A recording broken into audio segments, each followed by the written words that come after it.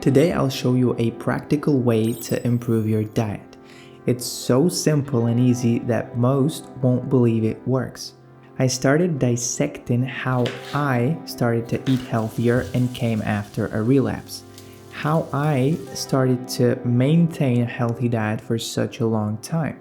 What I found is very simple. It's about nailing the top 5 meals you eat on a weekly basis. See, in the area of nutrition, you'll see a lot of buzz, a lot of complexity, a lot of supplements, a lot of fad diets, which is gonna make you overwhelmed. It's very complicated. Supplements and green powders shine all around us, and you feel like you wanna get that green powder to feel complete. And there's nothing wrong with adding a nutrient-rich supplement, that's great. But in many, I feel like there is a bigger fish to fry, and that is taking care of the 90%, the bulk that makes up your diet. First, we need to fix the base, the 90% of our diet, before we're starting to talk about optimizing the 1 to 2% and we go into curcumin and NADH plus and electrolytes, etc. The 5 meal strategy stands on the philosophy that if I nail my top 5 most frequently consumed meals weekly, my nutrition is vastly improved.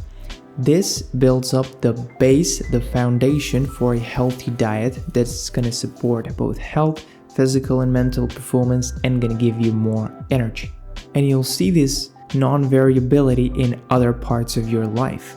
The better one gets, the less things he does, but the more focused he is on the things that are important. Just as someone who really knows how to strength train, probably the majority of his workouts are things like deadlifts, instead of pushing 15 different fancy schmancy exercises, so we need to nail and focus on the top 5 meals that work for us. And in this video, we've outlined 4 steps of how to get there faster. Take a moment to think what you ate this week. Really, get a list and start writing for a week or 2, just so you get a grasp of what your nutrition actually looks like. Because in most cases, it's pretty different from what we think we eat. Is it a regular schedule or is it mixed up? How does work or specific stressors affect what you eat and how you eat? Are most of your meals home cooked or they're store-bought and eaten outside? Are there patterns repeating on specific days? Are you snacking on some unhealthy things specifically when you're sleep deprived or when you have a high stressed kind of work day? Only when we are aware of how we eat, we can find the little weak spots in our diets that we can fix with a little bit of preparation. Step 2 is understanding non-variability. Most of us think we're eating 100 different meals on a yearly basis. But that's just not the case, unless you have a personal chef, of course. Most of us are repeating patterns on a weekly basis. Stress days are different than relaxed days. Weekdays are different than weekends, etc.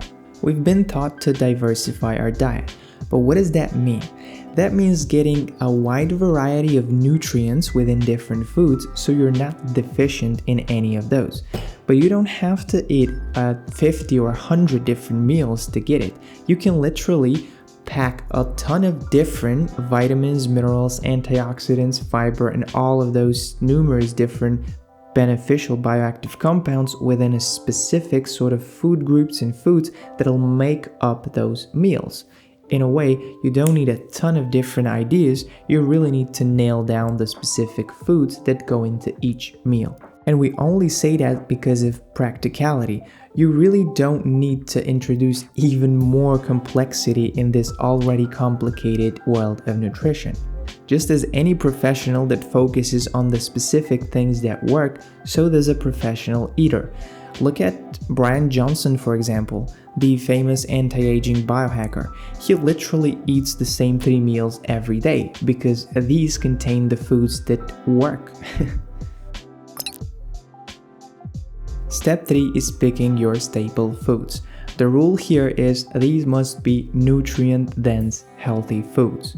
We're not limited to the amount of foods we can pick, and also it's not a done deal once we pick them. We're not limited to them. We can add more diversity to our diet later on or switch things up as we please. It's better to think in food groups like dairy or legumes and nuts instead of specific foods, so we have more of a adaptability, if you will. Second thing is we're not restricting our diet, we can adapt it at any moment in time.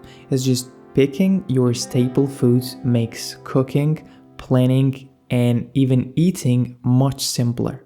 Some of our favorite food groups include complex carbs, whole wheat toast or pasta, brown rice and legumes, low glycemic index fruits like blueberries, blackberries, and apples, vegetables like broccoli, peppers, asparagus, and spinach, red meat and organs like grass-fed beef, ribeye steak, and liver, healthy fats like olive oil, avocado, flax seeds, nuts, and cod liver oil.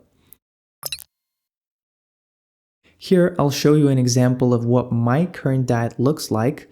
It's what I eat on a weekly basis, not what you should. Everyone's diet is different, but it's just an example to sort of inspire a few ideas of what I deem to be a healthy weekly meal plan.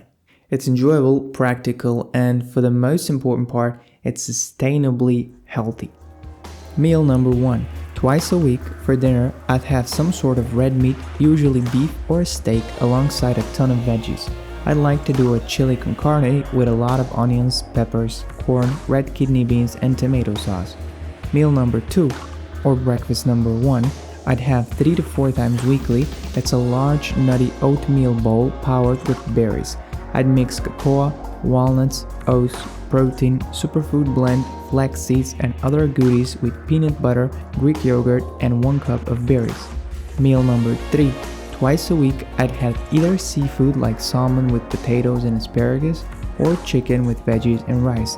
Usually, I'd do chicken, rice, and Brussels sprouts, and occasionally I'd add avocado on top of that for an extra healthy fat blend. Meal number 4. My secondary breakfast is a veggie omelette. This can be a keto combination of bacon, eggs, and avocado, or I can have a sandwich with similar ingredients or add some spinach and peppers to the bunch. Meal number 5, probably my favorite meal after a heavyweight training session on weekends. It's 200 grams of whole grain pasta mixed with pesto, feta cheese, tablespoon of olive oil, and teaspoon of flax seeds. Here's a table of how this looks on a weekly basis. I'd switch between my 2 breakfasts and dinners, adding more carbs as the weekend approaches for heavier training days, enjoying my pasta. Last step is meal prep and planning. So the last step makes this whole thing possible because it makes it easy and convenient.